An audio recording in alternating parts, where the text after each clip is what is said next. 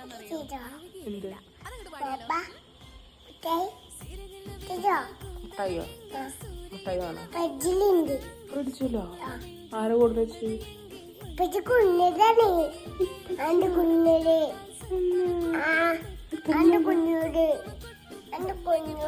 കുഞ്ഞോനാ?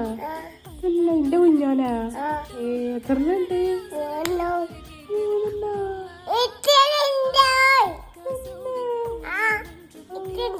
എടുത്തോണ്ടേ കുറച്ച് കഴിഞ്ഞിട്ട്